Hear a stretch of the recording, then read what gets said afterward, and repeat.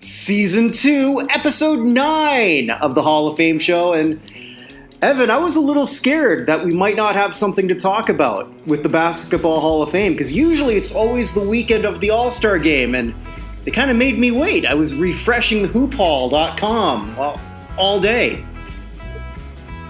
It wasn't until Tuesday.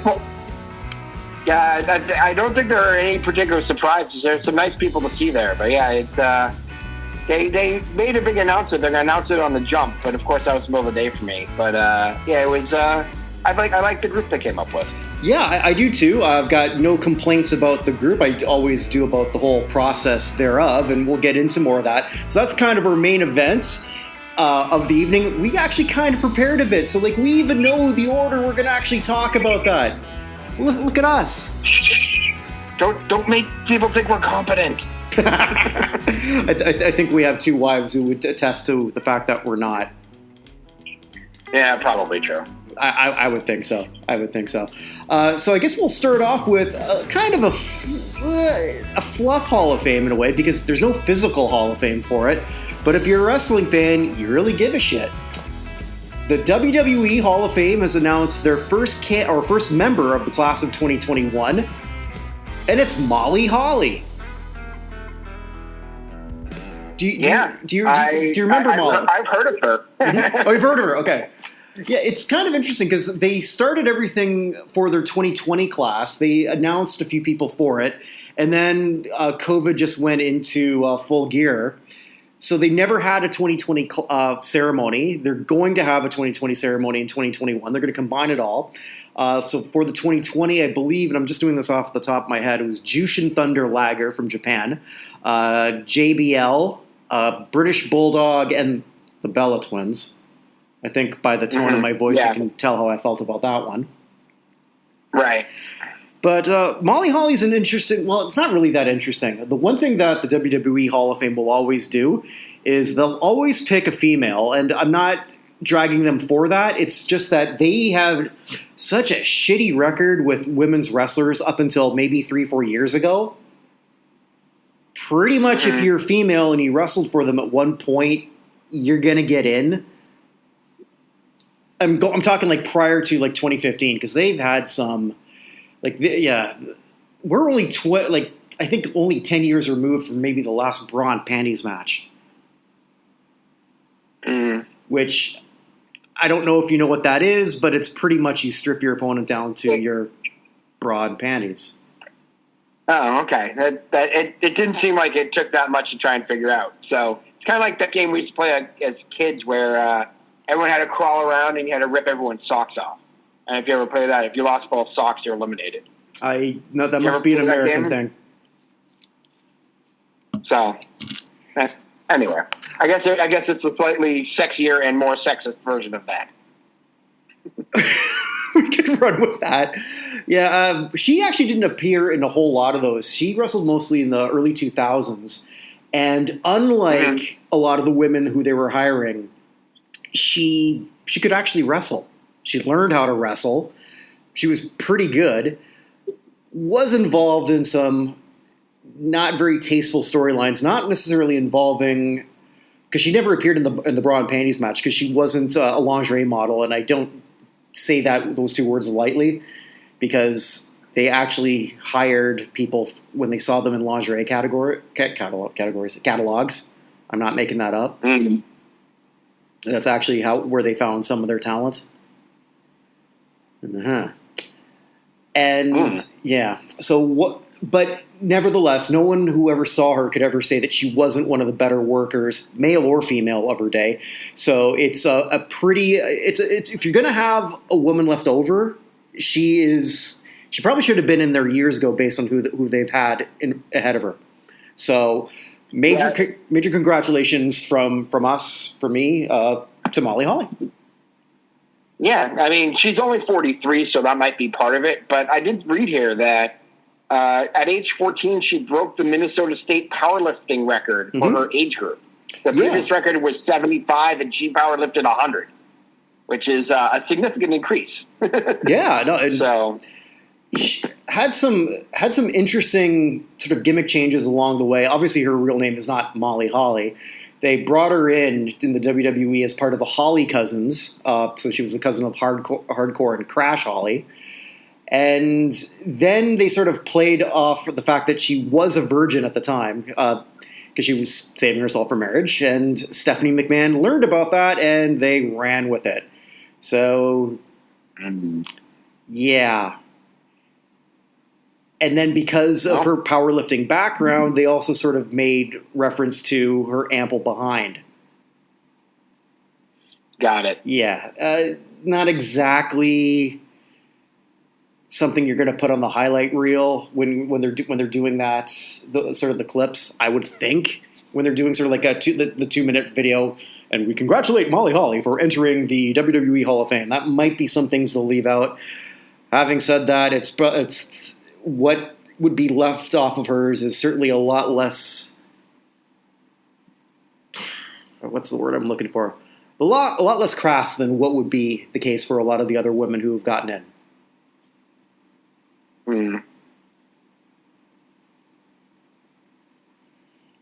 There we go.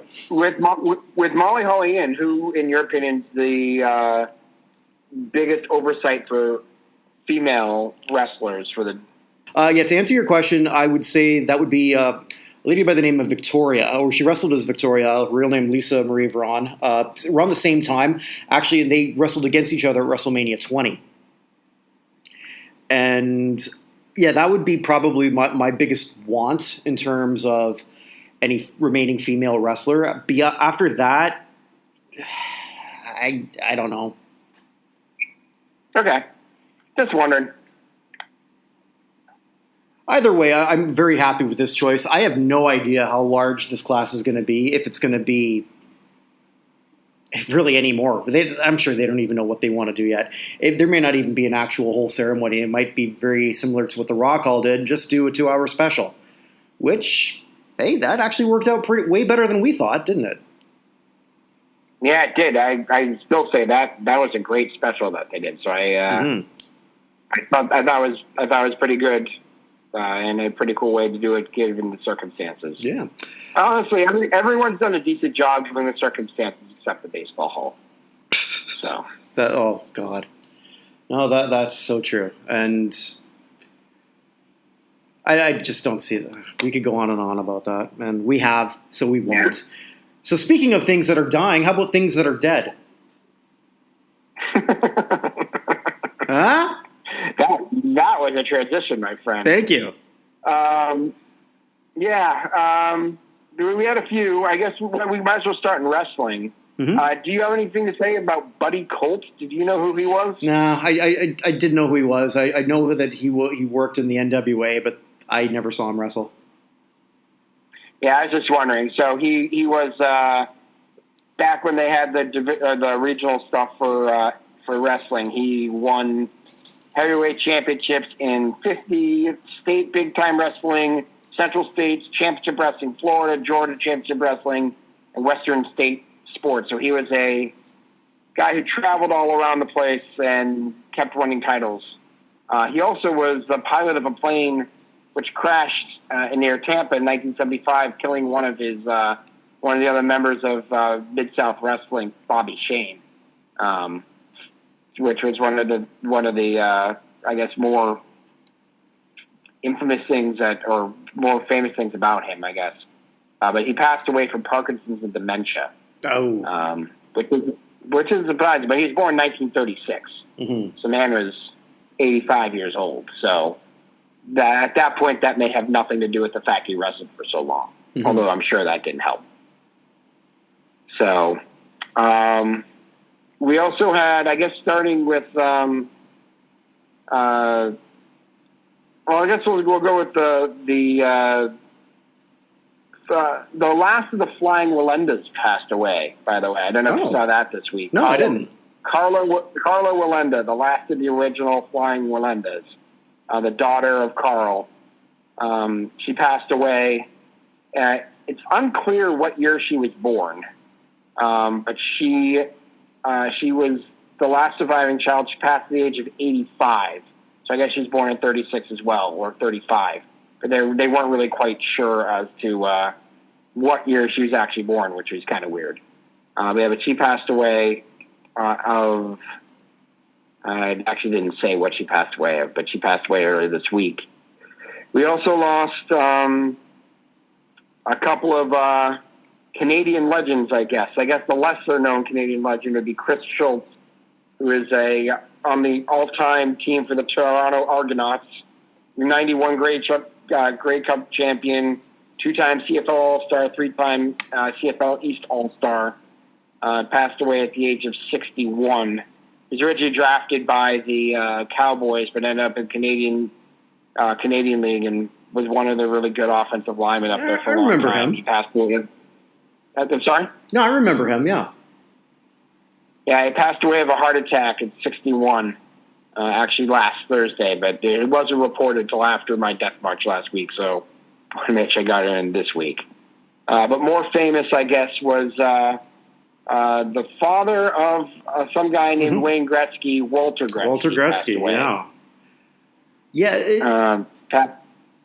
Go ahead. Yeah, no, I was just going to say, because, a legend, obviously Wayne's a legend, and not just in Canada, but I think really in all of sports. But his legend was so big that Walter became a celebrity. And I think when people think of sort of like fathers of sports people, you might be thinking of like Tiger Woods' dad or the Williams sisters' dad, or to a lesser degree, I remember when he was a Blue Jay, Colby Rasmus's dad, who was just annoying as all hell. Walter was this kind, sweet soul. I mean, if he pushed his kids, you'd never know it from any interview he did. I mean, I'm sure he did. I'm sure he obviously he did push them to some degree, but he wasn't one of those overbearing people who wanted to be in the spotlight at all. Like, just people wanted to talk to him in Canada because he's the father of Wayne Gretzky. So, from the way I understood it, people in Brantford, which is only like an hour away from where I grew up, there was no bad words to say about Walter, nothing. And yes, he became a Canadian celebrity, not because he really did anything other than he was a famous dad. But he was just an all-around good guy from everything I remember in the interviews that he would do.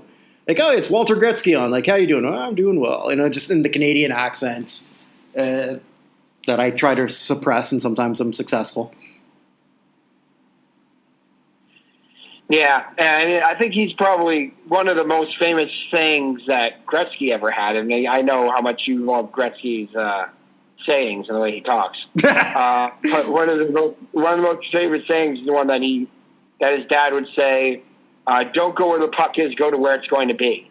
Yes. Go to where it's going, not where it's been, and that's how he was good at anticipating and things along those lines. That he credited his dad for all of that.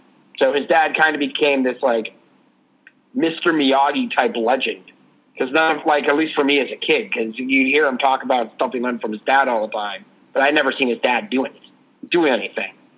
It's just like this kind of almost seemed like a mystical guy on top of a mountain they had to go to for your hockey wisdom, who ended up being the father. I mean, most people would say the greatest hockey player of all time. There are people who still hold out for Gordie Howe. But I mean, most people would say Gretzky's the best. Yeah, as a kid, I was in that camp. I now have number 3 behind Howe and Orr. Having said that, there was no bigger star in Canada than Wayne Gretzky. Period. Yeah. I still remember where I was the day he was traded from the Oilers to the Kings. And then making sure I bought a newspaper so that I'd have it. Mm-hmm. You remember where you were when we moved from the Kings to the Blues? No. Not at all. Anyway, Walter Gretzky passed after complications from falling and breaking his hip at the age of 82. He fell 3 weeks ago, and that's the complications. At 82, sometimes weird stuff happens with your body when you fall. So, but yeah, Canada's hockey dad is no more. I actually forgot one other Canadian who also passed away member of the Canadian Baseball Hall of Fame, former Red Sox and Expo and Red Sox again, and Cardinal and Philly and Red, Réal Cormier. Oh. Pitcher passed away at the age of 53. Oh, I didn't know he died. Yeah, he had pancreatic cancer, but he had all sorts of cancer. He had lung tumors and all sorts of stuff. So he'd been really sick apparently the last couple of years. Cormier was a very good. I mean, he was a very good player for the Red Sox. He was only there for a few seasons, but he was competent at a time where the Red Sox were not necessarily a competent team. He pitched for the Canadian team in the World Baseball Classic back in 2006,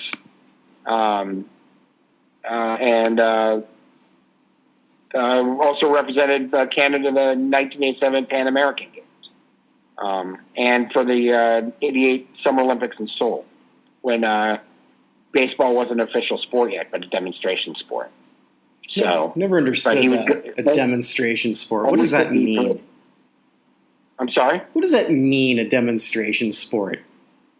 Meaning that it's a sport that they have competition for, but don't give medals because they want to have it considered to be a actual sport for the Olympics. Mm-hmm.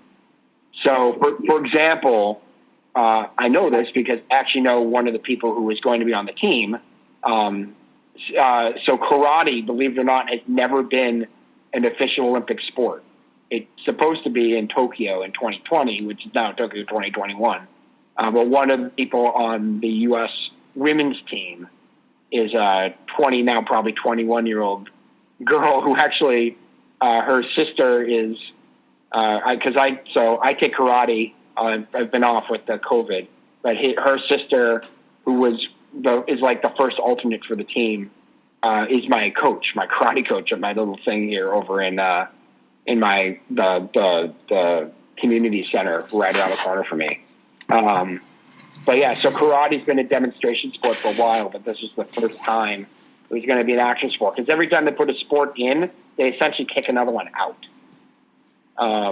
So they are looking all the time for sports that have wide enough appeal that enough places play. So baseball, while it's played in the U.S. and the Caribbean and Japan and probably, Korea, Taiwan, places like that, it isn't like there's a ton of Italian, French, Russian baseball teams out there.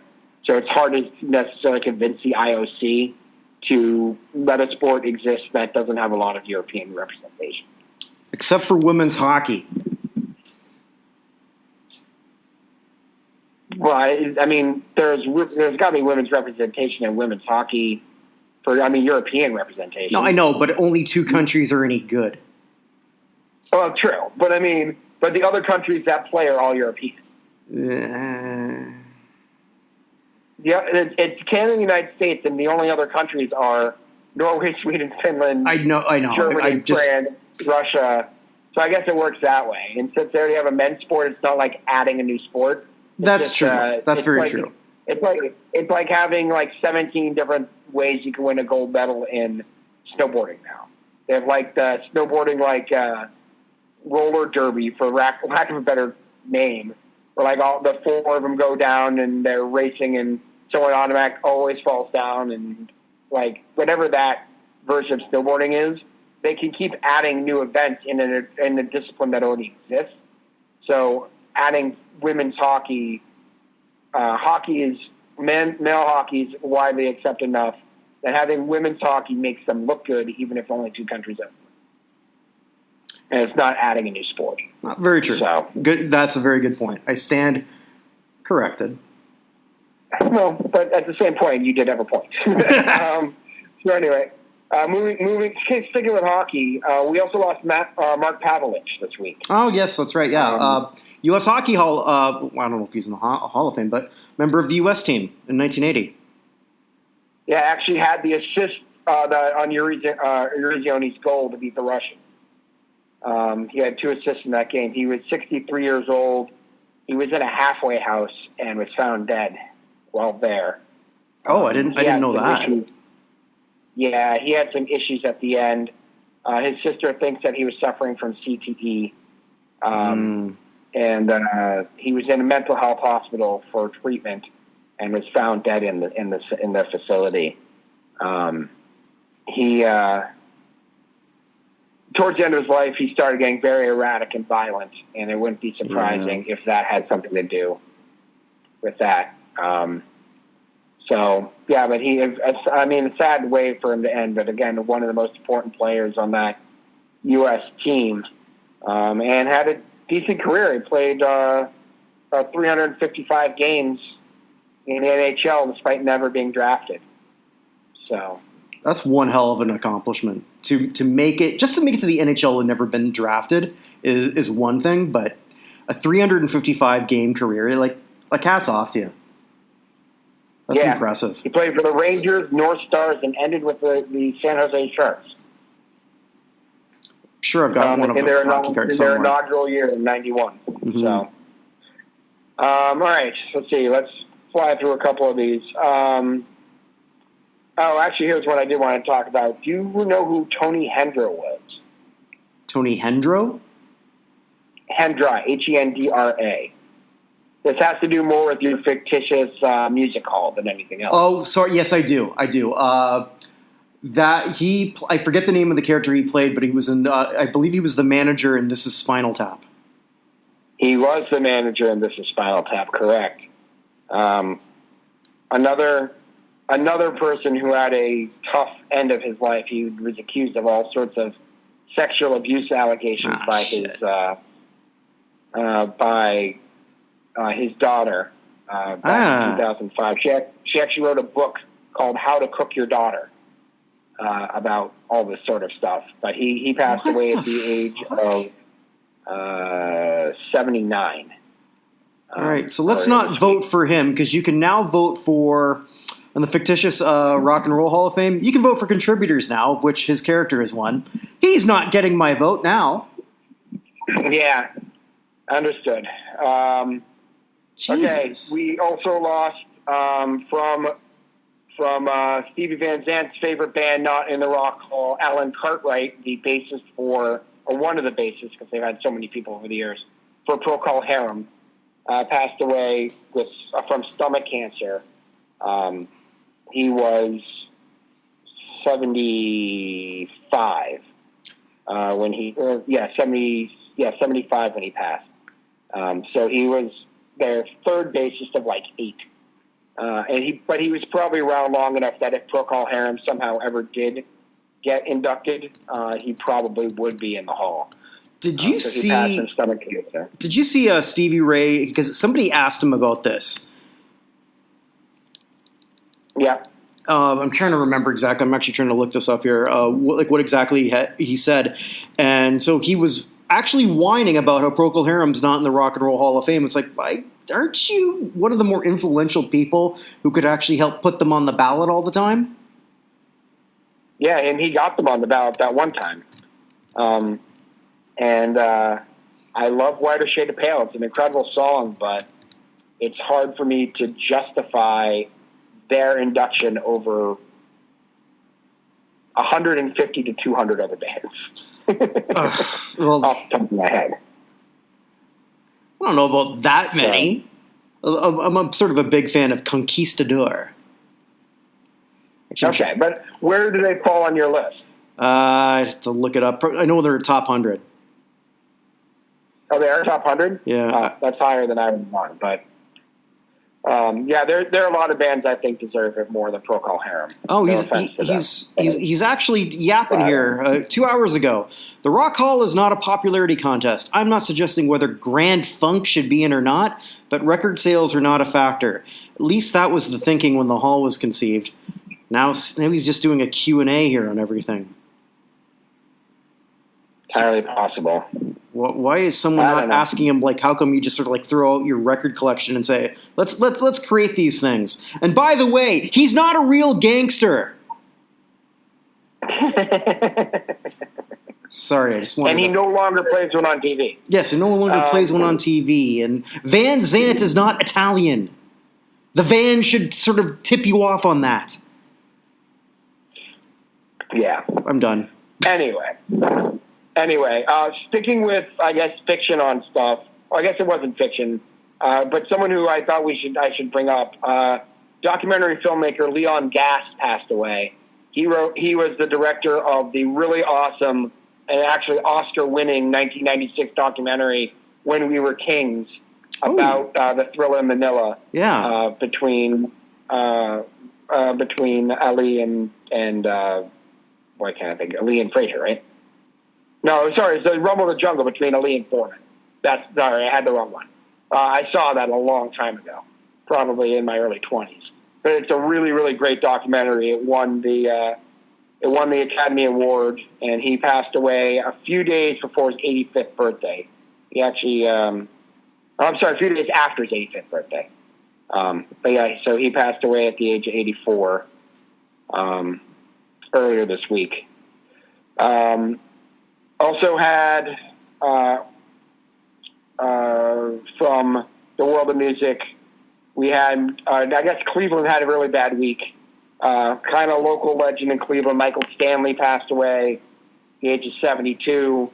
One of those guys who's just like the soul of music of a city and just really popular in one place, but doesn't necessarily make a huge hits all over other places. I mean, he had a top 40 hit on the U.S. pop charts for 1980 called "He Can't Love You," and he charted 7 other times, all between 80 and 83. But it's one of those people who, like the Rock Hall when he died, posted something about him and how sad the entire Cleveland music community was at his passing at the age of 72 earlier this week. So he had lung cancer. Also passing away from the city of Cleveland is NBA Hall of Famer Joe Tate, their longtime announcer. From their inception of 1970 through the 2010-11 season, he was elected to the Basketball Hall of Fame with the Kirk Media Award in 2010. But he was basically the voice on the radio for the Cavaliers through all the terrible, terrible years, and then it got to end with the middle of LeBron James' time there. So he passed away at the age of 83 earlier this week. And just by the way, not that he passed away, but my brother actually called his last Notre Dame basketball game yesterday. They won their first round game against Wake Forest in dramatic fashion. He got one of his patented "got it" calls, and then the second round game against North Carolina, they almost got doubled up. It was like 101 to 58.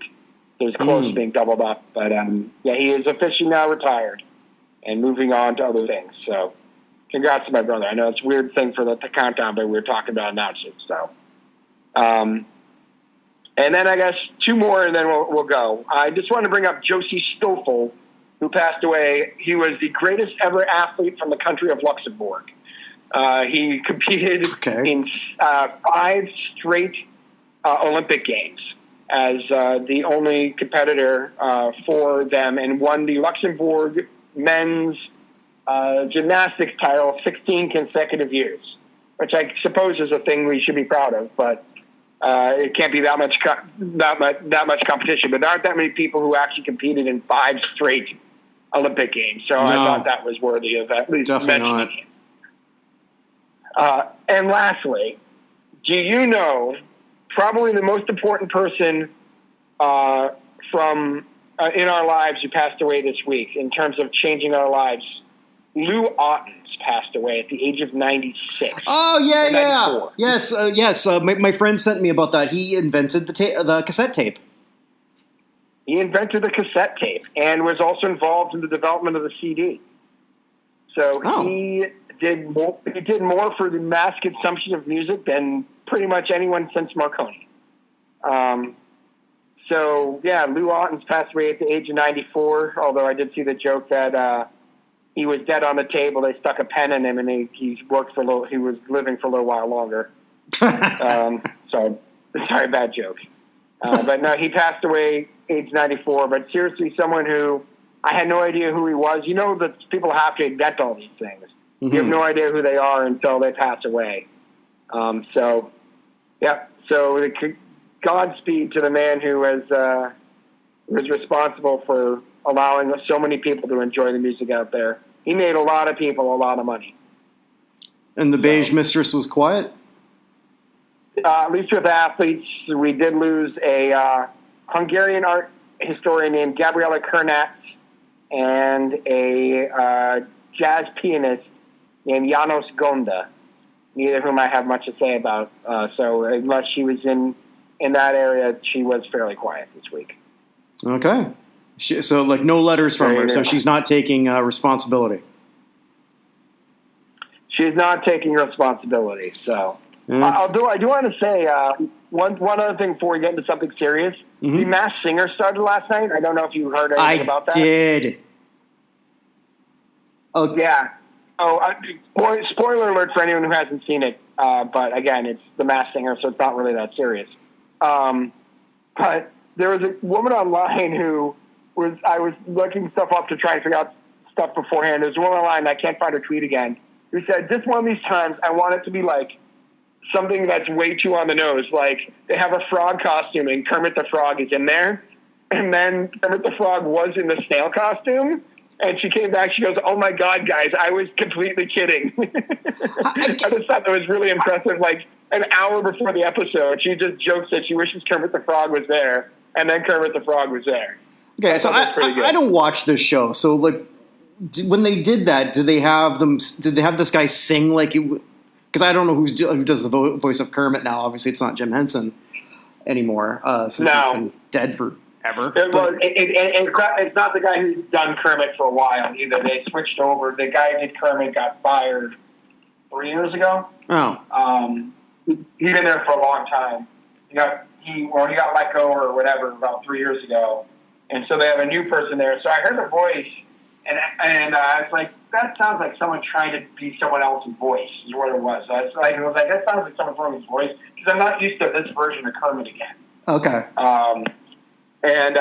So they took the snail was wearing a top hat on his show, so clearly the head was in the top hat, but the snail was motorized on wheels. So they took the top hat off, and there was nobody there. And then Kermit's hand snuck up, and then he popped his head out. So, yeah. Well, I mean, it was on my Yahoo feed this morning. It just said the most famous guest they ever had. So of course I clicked Kermit the Frog. Oh yeah, I guess that is pretty cool.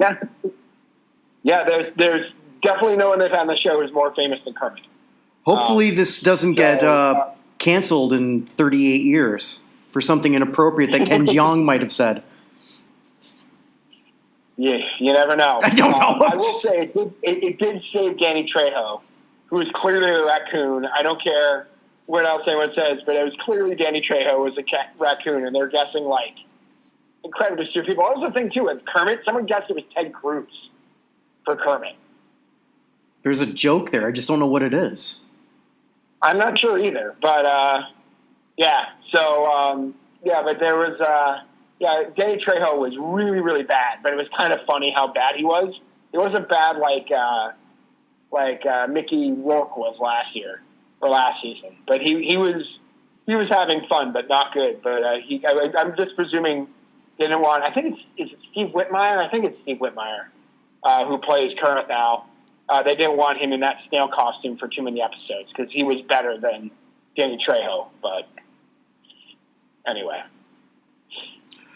Okay, so the Basketball Hall of Fame, they announced their finalists, and the interesting thing, too, is you never know how many finalists it's going to be. Last year we had 5 on the North American side.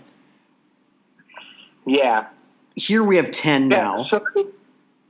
Yeah, that was the thing. I actually, after they announced the finalists, I went back and finally created a spreadsheet of everybody who is in the Basketball Hall of Fame. And it is all over the place as to who got elected from where and what. I kind of wanted to play a game where I just gave you Name of someone who is either had died this week, who you'd never heard of, or was in the Basketball Hall of Fame, and have you guess which one they were. But, and by the way, yeah. I've heard of all of them. I'm sorry? Okay. These ones? Yes. Yeah, these ones, you've definitely heard of every single one of them. Yes. With the possible exception of Lita Andrews, but she's been a fine. That's why I knew who she was. So many times I would not have known who she was. Yeah, I mean, that's the only reason, obviously, I knew who she was because she's been nominated before, and I've written about it. But yeah, I'm familiar with all of them. So there we go. 0 that I did not know. Oh. It's weird, man. I don't know what to do about that. I'm sure they're going to have some direct elect people I've never heard of. Yeah, well, that's also always happens. So let's look through these, and as we're going through them, if we have our fictional ballot, just say if you'd vote for them or not. Are we limiting ourselves on how many? Because that's the thing about the hall. You don't know how many people they actually are going to let in. You know what I mean? Right. So I'd say no. You need 75%. So we're not limiting ourselves? No. Just my understanding, too, is I don't think they have a limit. Okay. I could be wrong on that. If I'm wrong, someone correct me, please. But I'm just going to say who I would vote for in this group. And, sure. Do the same as we're sort of going. I guess we'll just sort of do this alphabetically. Rick Adelman, coach, brought the Portland Trailblazers twice to the finals, 9th all-time in wins. Certainly worthy as a finalist. Does not get my vote, though. Okay. I mean, here's the thing. Is this a normal hall or is this the basketball hall? Basketball hall. Because if it's the basketball hall, then he's in. Mm-hmm. If it's a normal hall, it's a discussion. So given the standards of this hall, he should be in. So so I guess I'd vote for him, but I'm ambivalent as to whether or not he should be in. He's very, very borderline. But seeing as who else is in this hall, he should be in. I think because I also, too, I should have put a caveat here. I forced myself to limit at 5. Oh, well, that's different then. Yeah, but that's what I chose to do. If we're only doing 5, then heck no. Yeah, but that's what I chose to do. You don't necessarily have to because there's no limit. That's just something that I'm choosing. Let's play it that way because it's more fun because otherwise all these people are deserving. Okay. So, all right, fair enough. Edelman's a no for me for that reason, but if he gets in, I got no problem with any of these people getting in. No, absolutely not. So continuing with the alphabet, Chris Bosh, who was very vocal last year about not being nominated, but this did him a favor. He's now the number 2 guy on this because he's going to get in. 11-time All-Star, 2-time champion. He's in. And he's not going in his 4th banana. He's going in his 2nd. That's true. Yeah, I mean, Bosh is clearly, by any of these standards, I mean, if this were baseball, he wouldn't even be on the ballot, probably. They'd probably find a way to keep him off. But in basketball, he's certainly worthy with all the people in. I would say Bosh should definitely be in. And he's clearly the second. He's clearly the second best person on this ballot. And there are people who would argue he's better than the guy you're going to get to later. But I obviously disagree. So. And I'm with you on that one. Obviously, I'm sort of with you on that one if I'm calling him the number 2. And I also, as a Raptors fan, I got to see him play quite a bit. I never thought, though, because Bosh would say all the time, I'm an obvious Hall of Famer. And he said that many times before that he was a first ballot. And I never saw him that way. When you're only an All-NBA guy once, and he never carried the Raptors that far on his own. Mm-hmm. He that's couldn't. True. And again, that's not necessarily a shot at him. There's a lot of players like him in the Naismith Hall. People who were really, really good, but they just needed they needed a lot of help. I mean, I think they all sort of have realized that at this point in basketball. This is not a league anymore where you can single-handedly carry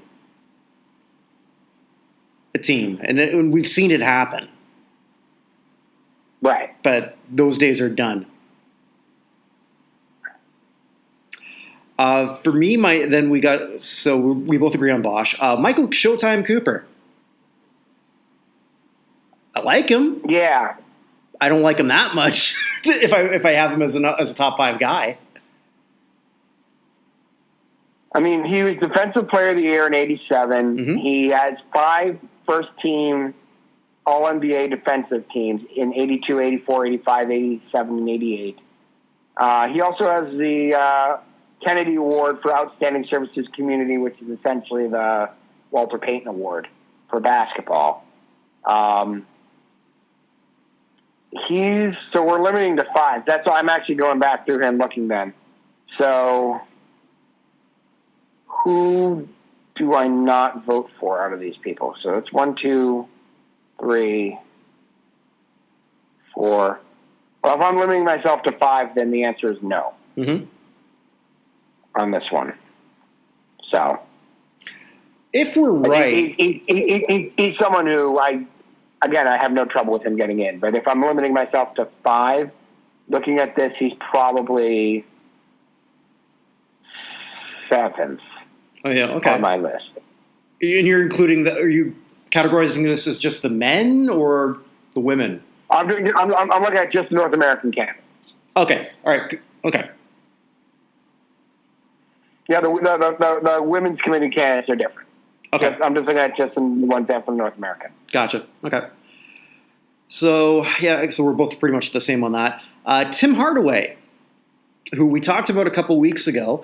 It's what I was right after this nomination came out. So I spent a little bit of time to see if anyone was sort of talking about him in a bad sort of way for being nominated.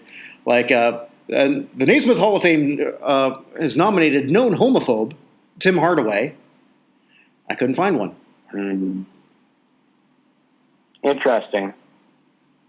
Couldn't find it. Now, I don't know if that's more of a testament to how little the sports world really cares about the Basketball Hall of Fame in general. It might change if he gets in.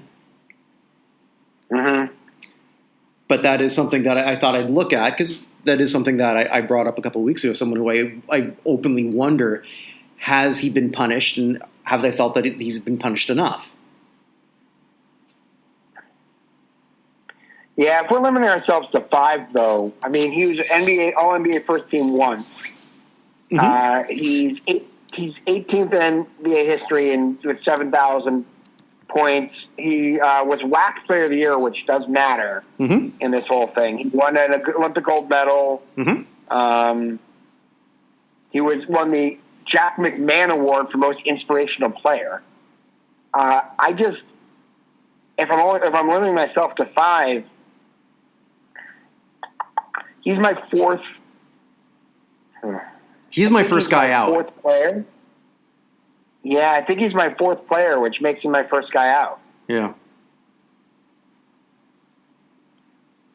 Again, I'm rooting for him. If we're playing the game, though, where we're trying to limit ourselves to 5, I think the answer is no for me. But and I'm the same. But again, any one of these guys could get in. It wouldn't shock me at all. Well, I mean, I think we know it's going to be Pierce and Bosch for sure. Like those right. are well in this category, and there's another lock that we're going to get to in the women's category. Right. Yes. Yeah. Mark Johnson. Yeah, he is.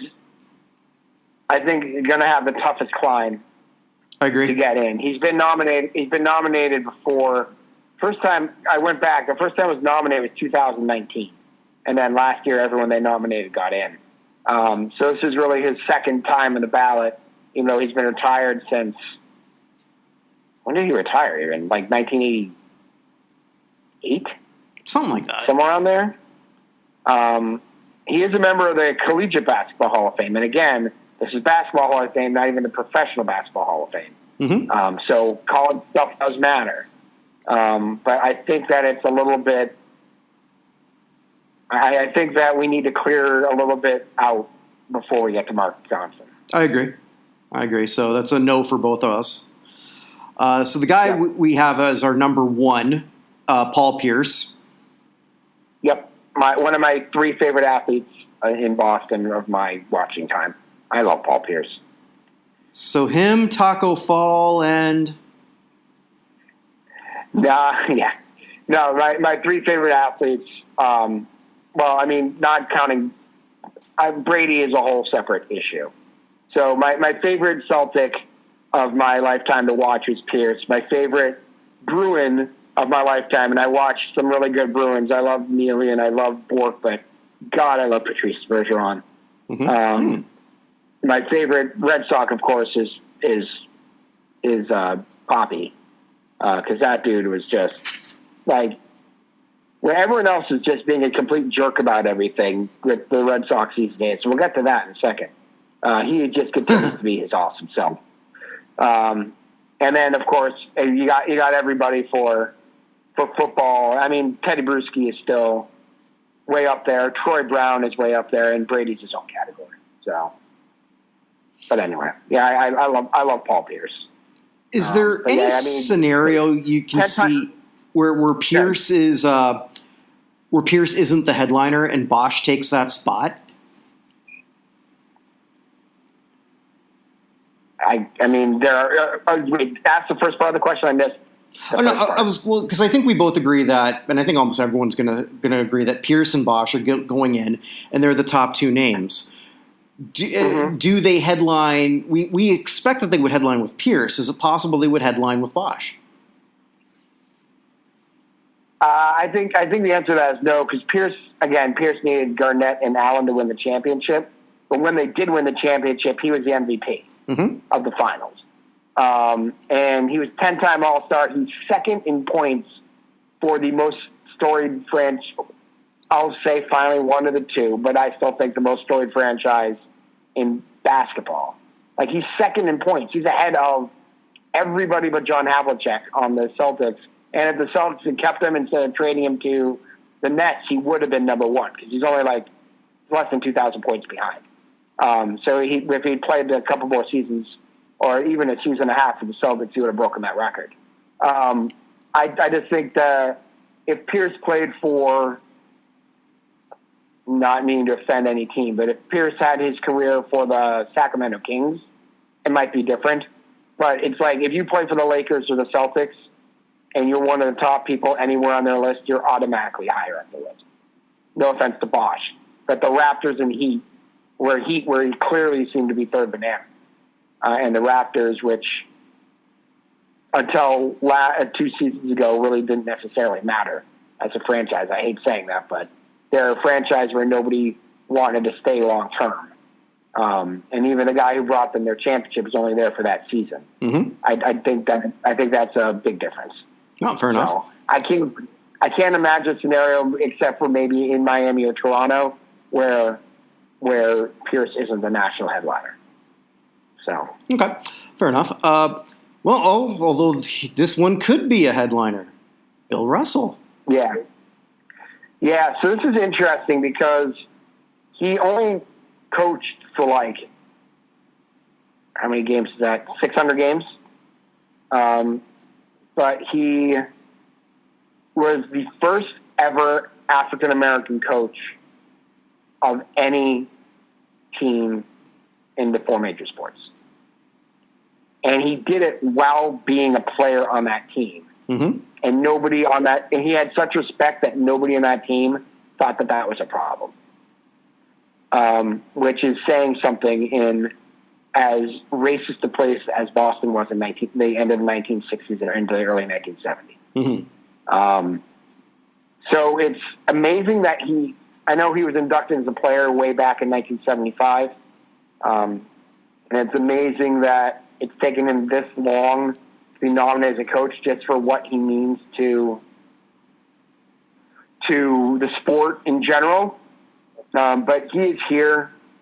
I think that just what he had to take on, even though it's not that long a period of time, Russell going in as a coach is something that should happen. So he is one of the 5 people I'm voting for. Me too. I think although he obviously wasn't nearly as successful in Seattle and Sacramento, I mean, he was doing that in the 70s, so still breaking ground as an African-American coach. Mm-hmm. Now, of course, in Boston, I mean, like, and as you mentioned, Boston is a far more racist city, and sorry, but I guess it is, than Seattle and Sacramento. Possibly. I mean, I'm not saying Boston isn't racist. I'm just saying it's hard to compare it to late 1960s Seattle and Sacramento because they did not matter on the national figure things. Seattle's a much more important place now than it was in the end of the 1960s. And Sacramento is still the 10th, 11th biggest city in California. I don't even know. So they're just not, it's not the same as being one of the blue blood cities on the East Coast with all the stuff going on. Yeah. So I think that also matters, sort of like breaking down those walls that helped other coaches succeed. And it wasn't that he didn't. And you can't just sort of like look at Russell and say, well, okay, yeah, look at all the talent around him. Yeah, that we're getting old, and still put everything together. It's a lot harder to defend when everyone's coming at you. Yep. And everyone came at him all the time. I think Jack pointed this out. In his career, he won the championships in college. It's 55 and 56. Lost in the finals in 57. Won in 58, 59, 60, 61, 62, 63, 64, 65. Lost in 67. Or 66. Lost 67. They won 68 and 69. That's stupid insane.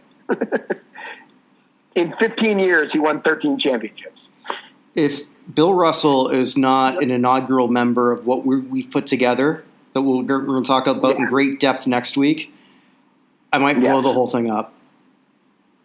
Yeah, there's certain people we'll get to that, but again, next week. Yeah. We're badly teasing it now because people should sort of know what we're about. But if it's like Muhammad Ali, or the person I'm worried about, like I told you, the person I'm worried about is Jim Thorpe. Mm-hmm. Like, Thorpe is someone who could just get a little bit forgotten in this whole process. And I just don't, there are just certain people that have to be there, and Russell was one of those people who has to be in that first group. At the same time, though, we're going to end up with people who are like, I can't believe, let's throw out a name, like Mark Spitz isn't one of the people. You know what I mean? It's entirely possible some of the greatest people at their sport are just not going to get in because of the way we're doing things. Al Order, Edwin Moses, like that tier of people who probably should be there. Babe Didrikson Zaharias. So people like that. So I don't know. We'll talk about that next week. Absolutely. So another person who got my vote, Ben Wallace. I love this guy. Love him. Four-time defensive player of the year. Yep. And I don't know for sure. I should check this. I would imagine if he gets in, he would probably be the one with the lowest PPG.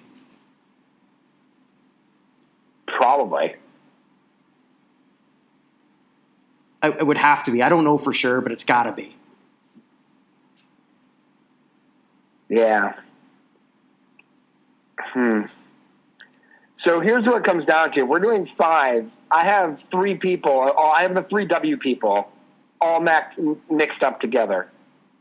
So if we're only doing 5, Pierce, Bosch, Russell, then we got the 3 Ws. One of these guys is not going to have to make it.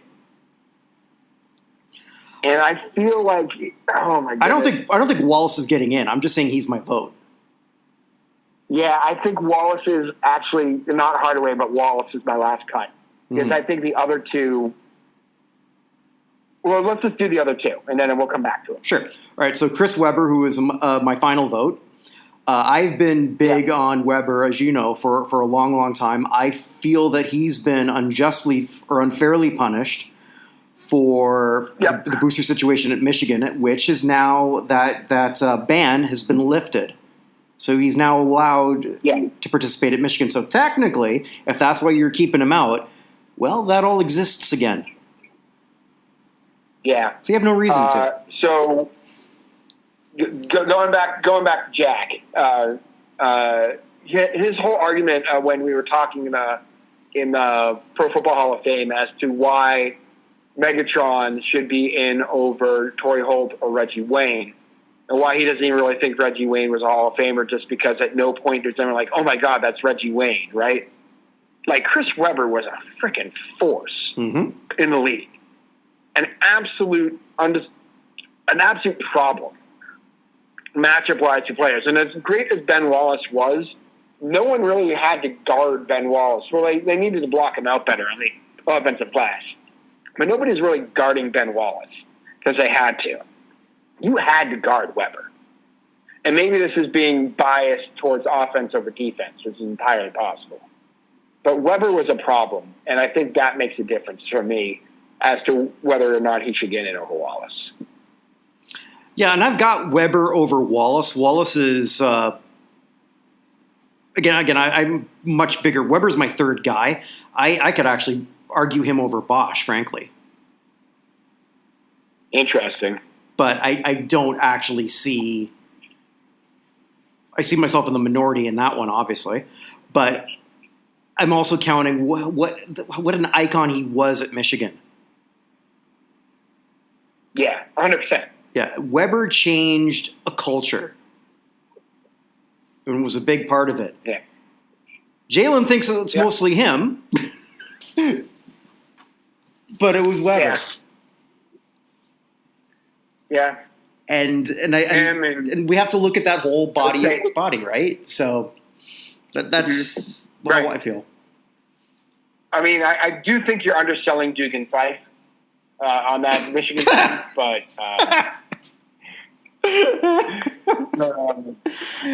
you know what? That'll get me every time. Whenever we're talking, we have a Hall of Fame show, and these randos come up. I just love how this always happens. It was a running joke with my friends. I went to one of my friends growing up named Nick Danella, but he loved the Fab Five, and so he talked about them all the time. He'd be like, and we'd be playing basketball. He'd be like, "You're Weber, you're Juwan, whoever," and then whoever the worst player is like, "You're Dugan Fife," and so it became a running joke with us. No offense to Dugan Fife and his family, but it was just a tough team for that man to be on. But at the same time, I still remember his name, which I can't say for the vast majority of college basketball players in 1989. So, yeah. Anyway. That's a very good point. How many number 6 or 7 guys can you remember on any team, period? Yeah, I mean, I love those UMass teams around that in 95. And there's Marcus Camby, Lou Rowe, Padilla, I can't remember his first name. And there are a couple other guys. I can't remember the rest of that UMass team. But I can remember the 7th guy in the Fab Five. Or I say the 7th guy. He was probably lower than that. But I still can remember his name. So, and it's probably, and again, Dugan Fife is probably the greatest player his high school has ever seen. So we have to look that up. Yeah. I suppose I could right now. All right, so while you're doing that, so we've got one final North American nominee. Jay Wright, who I think is definitely Hall of Fame worthy. He's only not, the only reason he's not getting my vote is that, and again, I'm only looking at this as if I would vote for 5. There's so much time for him that I don't feel any kind of urgency at this point. And maybe because he's still active. And yes, with the 2 national championships, everything he did at Hofstra too, just putting them, giving them relevance, really. Like that alone places him in a conversation, I think. And Wright, you could argue, is overdue. But I just don't see an urgency, and maybe that's my own personal bias. If Ben Wallace. Yeah. Honestly, if Bill Russell's not on this list, and I don't know why I feel like I've got to go 4 players, 1 coach, and that's me, I guess. Because I don't have to do that. I mean, hell, I could vote for them all. Yeah. It's a pretend ballot. My understanding is you could vote for them all. That's just sort of how I feel with that. Right. I don't know. What do you think? Yep. I have Jay right in. Okay.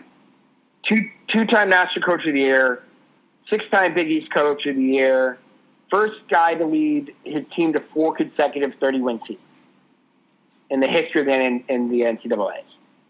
He has 2 national championships at Villanova, which is kind of crazy. I know Raleigh Massimino got that one, and Raleigh's been a finalist before, but it's not in. But like Villanova wasn't exact. They were a middling Big East team before he got there at that point. And he has just completely taken them over. 3 Final Fours, 4 Elite Eights, 4 Sweet 16s, and it's meant he received the Wooden Award for Legends of Coaching. Like he's by far the best college basketball coach who's not in the Hall. And for that reason, I think you just vote him in and forget about it. Now, like I said, that the only thing is I have 5. If we change the rules and you can vote for everybody, I'm voting for Wallace. I'm voting for Hardaway. I'm thinking about Johnson, Cooper, and Adelman just because I can't vote for everybody in my head. You know what I mean? Yep. So I'm voting for definitely 7, and I'd have to give more thought to the other 3. Cooper, I'm probably leaning more towards yes than no, but I would definitely vote for the 7. If there was just the way we did. Okay, so let's then go here. If there's one person you would take out, let's say you were voting 9, who's your 10th guy? Like who's Adelman, your weakest? I think. Yeah, for me it's between Adelman and Cooper. So you have Mark Johnson ahead of Cooper then? I do. Okay. Yeah, I think I have Cooper slightly over Johnson. I have Adelman. No offense to him, who was a very good coach, but right. Just on this list, I have him 9th. Which so. I guess is a really testament to what we have. I mean, we're talking about the Naismith Hall that we rag on a lot. I know I've ragged on it a shit ton. And there's a hell of a lot of people in that hall. It's a bloated hall. But if Rick Adelman is your worst candidate out of 10 North American candidates, this is a pretty damn good list. It is. I can't do it anymore. I'm giving you 2 names. You tell me who's in the hall and who is someone who passed away this week. You ready? I'm ready. All right. I'm going back in time here a little bit. We're going to go with J. Dallas Shirley or John Polkinghorne. What the fuck? Okay, so one of these people is in the Basketball Hall of Fame and the other one just died? And the other one just died this week on the 9th of March and is famous enough that they have a Wikipedia page. Okay, I'm going to guess that John Dallas Shirley, because I just like 3 names, is in the hall. That he was some Southern coach or something. Who is he? J. Dallas Shirley is in the Hall of Fame. He is a referee. He's a referee. Okay. Yeah. All right. Here we go. A couple more of these, and then we'll move on. Fuck. Let's go with. So the funny thing about this is some of these people have fun nicknames that it's like if I said Slat Skill, you'd be like, oh, that's got to be a basketball guy. Mm-hmm. Just because Slat Skill just seems like one of those guys. All right. So we're going to go with. Let's see here. We will go with. Danny McAlinden or Forrest DiBernardi. DiBernardi. Sorry, you said Forrest DiBernardi? Yes. That's correct. Forrest DiBernardi was a player. Okay. And Mr. McAlinden is a boxer from Northern Ireland. One last one. Okay. We're going to go with...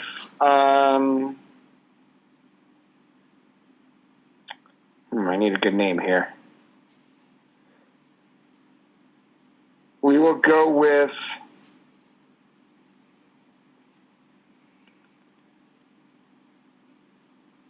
Birgitta Rasmussen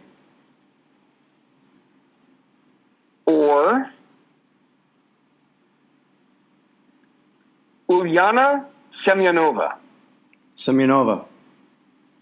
Oh, man, you're good at this game. I'm just guessing that it was more likely that there was a Russian woman in this. that is true. I was just trying to pick. Someone like I should have just gone with Bandula Jayasakara, and you would have had no idea where that person was from. So that was a Sri Lankan diplomat who passed away this week. So yeah, you're pretty good at this game, but there's some names on here. I'm just like, who the heck is just going through? I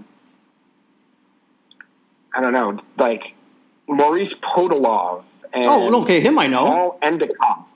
Maurice Podolov he was a commissioner. Oh, yeah, that's true. I'm just picking names. Tony Hinkle? No, I don't know. Lynn W. St. John? Nope. Frank Morgenreck? Nope. Arthur Schabinger? No. It's just most of these people, it's just Edgar Diddle. What a terrible name to have. Yeah, it's a tough name. Oh, my God. Excuse me. Oh, yes, Mr. Diddle, we'll see you now. Yeah, you definitely cannot be a gynecologist. That's my last name. Dr. Diddle. Yeah, how about Oswald Tower? That just sounds like a company that does electrical lines. So anyway, so for the ladies, we do not want to leave them out. No, we don't. Again, because again, this is a great group of women. Absolutely. That they nominated. So yeah, we have Lita Andrews. That's not a name that's going to ring out to a whole lot of people. I think to you and I, it does, only because she's been nominated before for the Naismith Hall of Fame. But tell the people why she's nominated. Well, because she has more wins than anybody, that's male or female, in high school ball. She has more in any version of the sport. Oh, it has to be more wins than anybody. Like, was it 1,300 and something wins or something? Disgusting. Yeah, it's crazy. Yeah, and so she is a Hall of Famer already, a Women's Basketball Hall of Fame class of 2010. It's a hard one to sort of keep out, because they do recognize high school accomplishments with coaches. So the only thing I think that keeps her out is she only has one state title, only one. Yeah.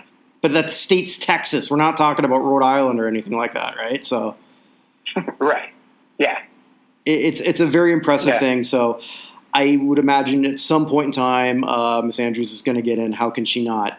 But again, I don't know how they're thinking, whether they want to sort of like only vote for certain amounts. Because like, again, if I'm playing this game in my head, and I kind of am, if I'm voting for two of them, I'm not voting for her. Mm-hmm. Yeah, and she's been on this list a bunch.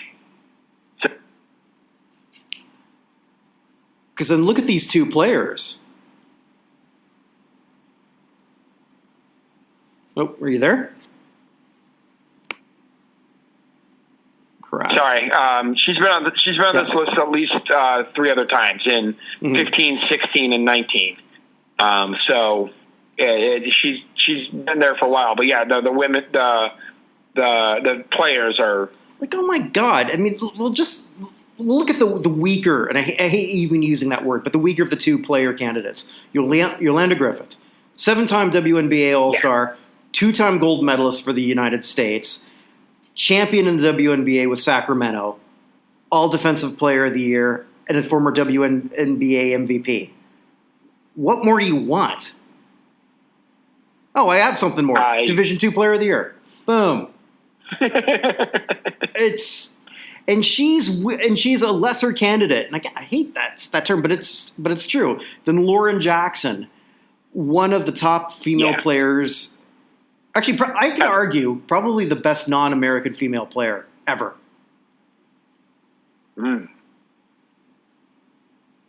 That's probably true. Also 7-time All-Star, 3-time MVP, 2-time champion in the WNBA, and carried Australia on her back to 3 Olympic silver medals. Like, that's insane.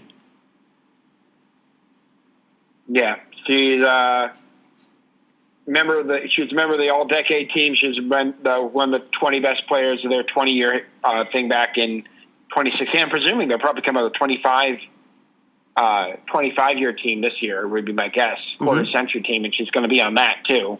She's Defensive Player of the Year, and the same year she led the league in rebounding and points per game. She was Defensive Player of the Year. It's disgusting. It is sick. It's ridiculous how good she was. Like, how can you have all the accolades of Yolanda Griffith and look up at Lauren Jackson, at anyone? But here it is. Yeah. Well, here's what I would say. If we're just doing a flat-out vote and I can only vote for 5, Lauren Jackson is no worse than my third vote.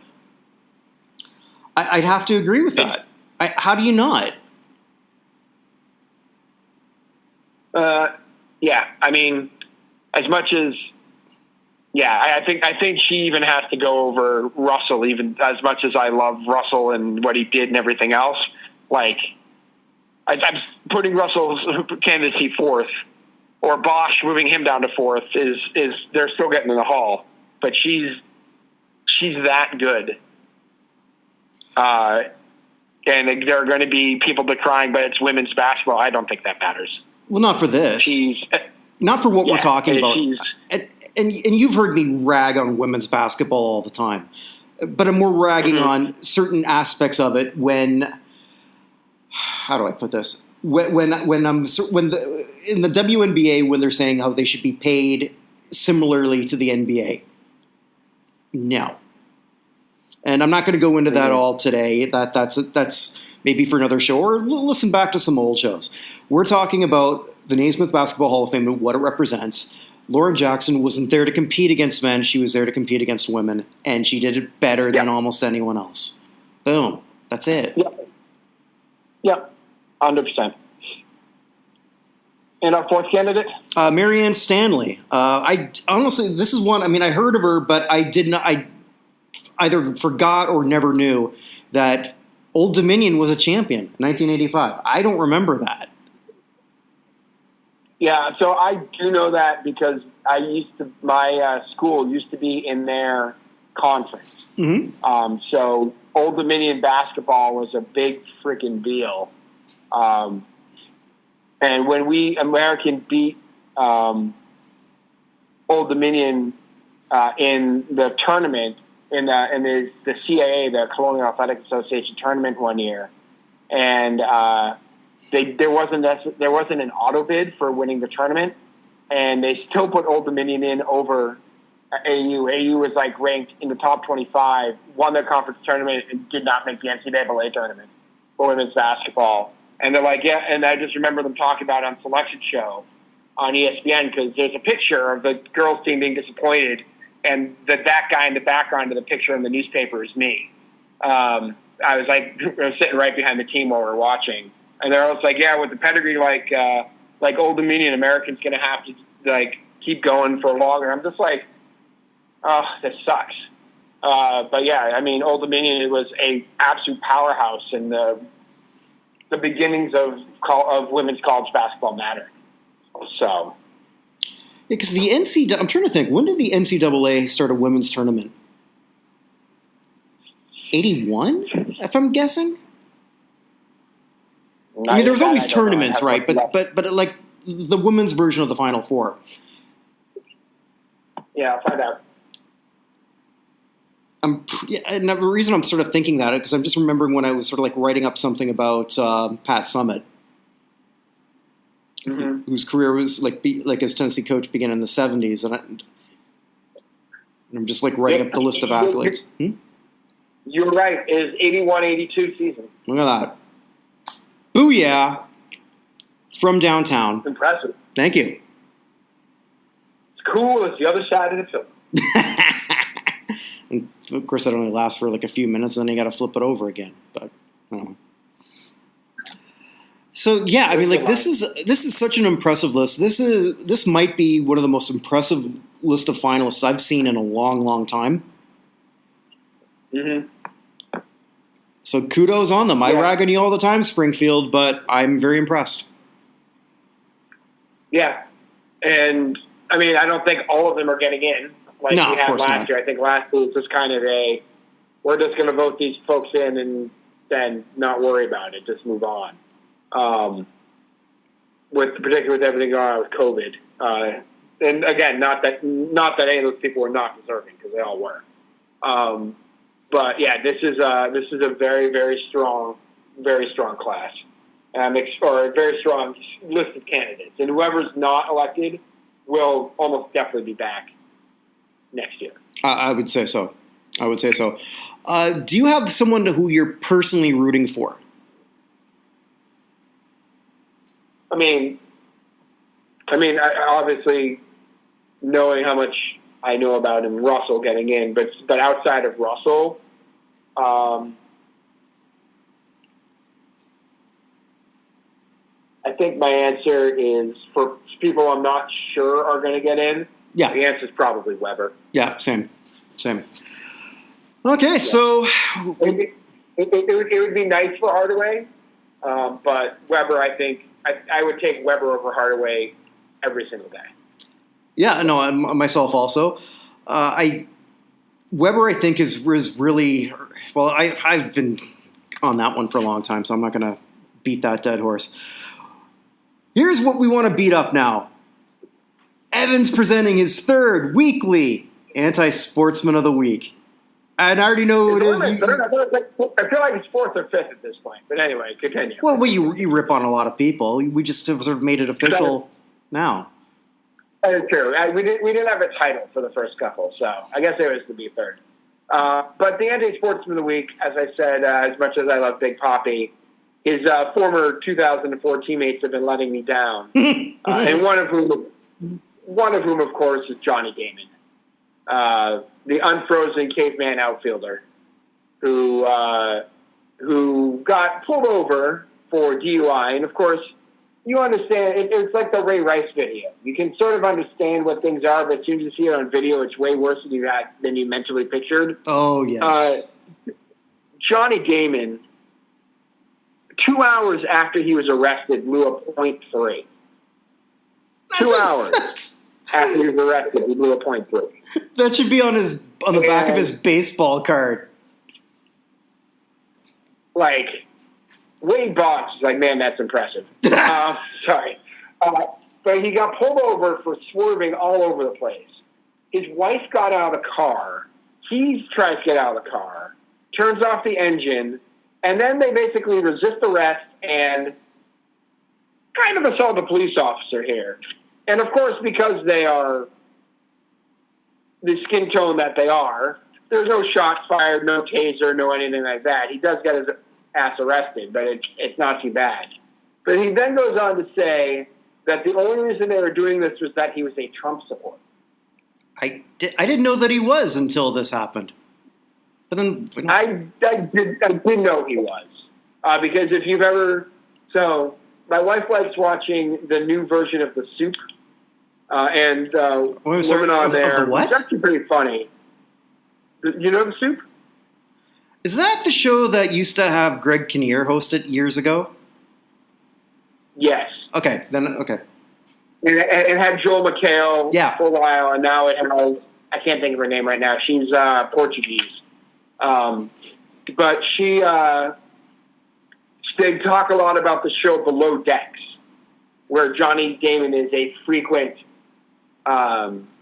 he's not a cast member, but he shows up a lot because his wife is involved in that show.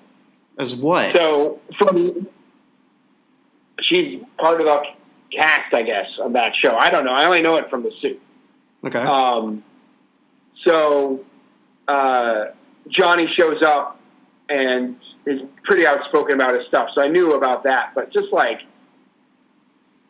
actually, you know what? I don't know if I'm more upset at Johnny. I mean, first of all, just driving. He's got like 4 kids under the age of, they're like teenagers and below, like low teenagers, like 12, 13 and below. I didn't see this. Were there kids in the car, Evan?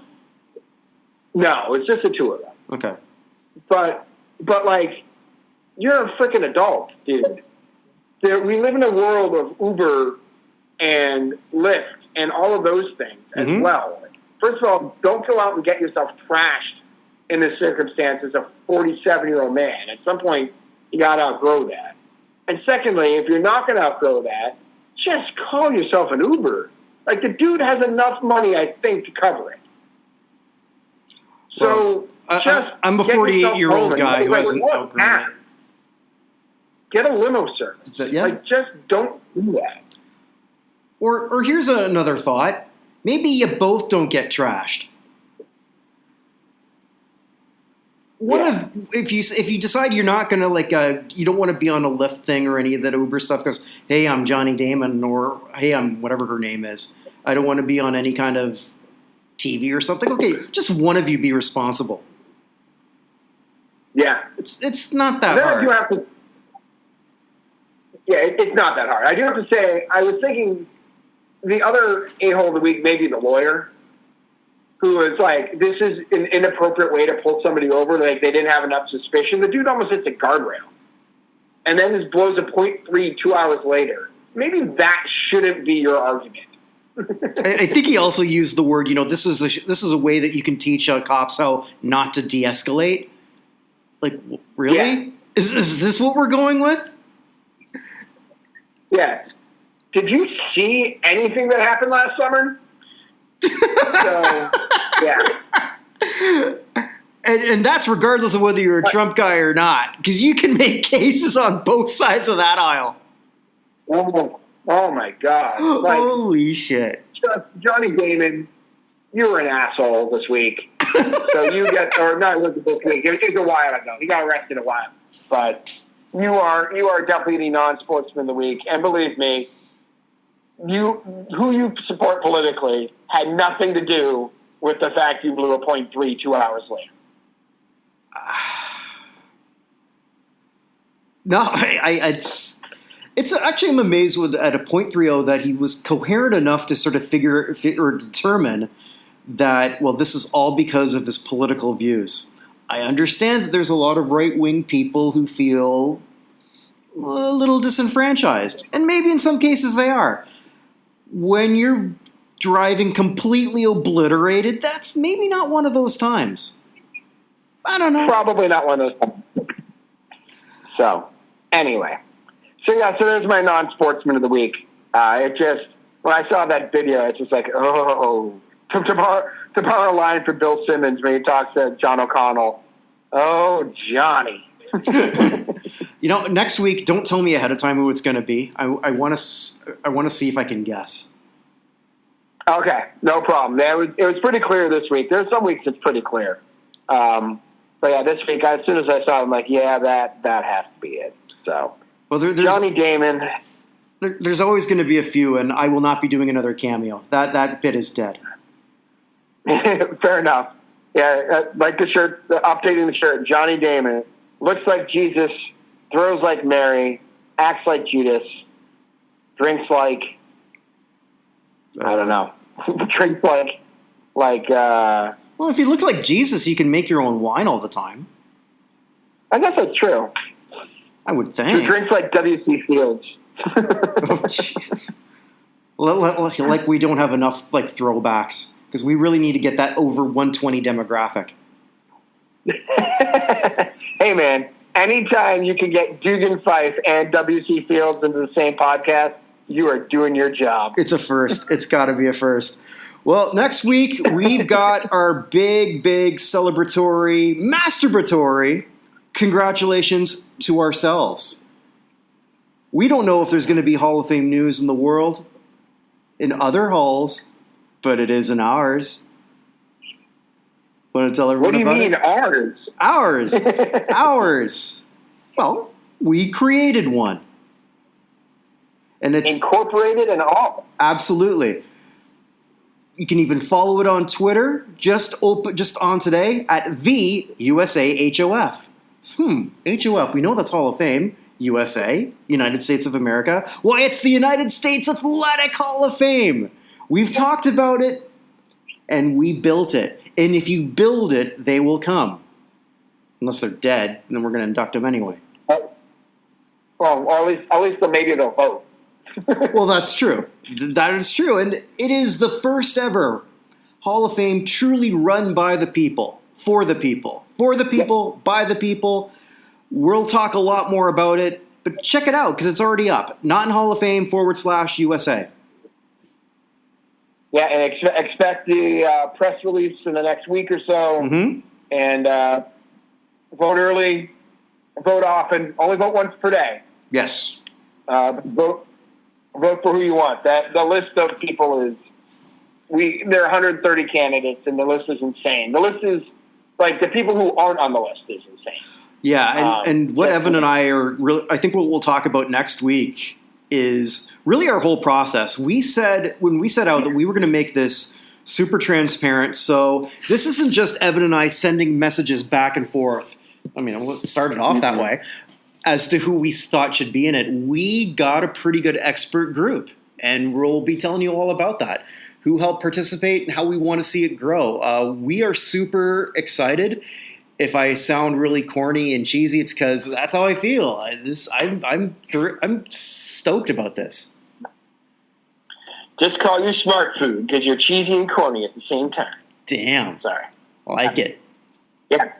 Thank you. I was. I'll just say this, and we'll talk about the process. I thought this was a joke, sort of like a fun thing to talk about, until our Zoom call last fall. And then I was like, wait a second. This may be a little more serious than I thought it was going to be. I came into that Zoom call expecting you and me and our normal cast of characters. And there were some much higher quality characters. No offense to our normal cast of characters. There were so much higher quality people in there than I anticipated. So we got higher end Muppets. Yeah. Yeah. So... All right. Anyway, but I'm excited to talk about that next week, man. And yes. We got a little work to do still between now and then, but not a ton. The lion's share, I'm going to say this right now.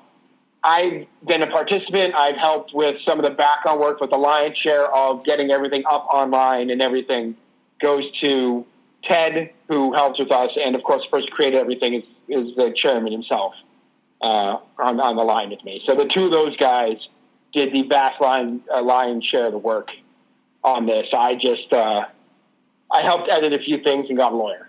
So, well, that's some pretty important stuff. Yeah. So, all right. Well, and again, I'd like to shout that out too. Thank you to Ali Elmanzer, who helped us with this, getting this all set up on the back end.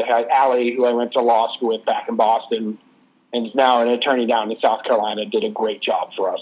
Did really, really fast job for us at a very reasonable price. So if you're looking to trademark something, I highly recommend her. So there you go. Sponsored this week by Ali. Yeah, well, she sponsored it just by getting the work done. Yes, work that I was not able to do. So good for her. So no, but it was really it's been fun so far, and I'm hoping it's going to be fun for a long time. I hope if it ever stops being fun, then we did something wrong.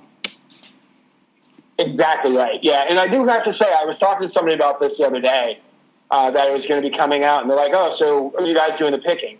I said, "No, we do the nominating, but I want to point this out again.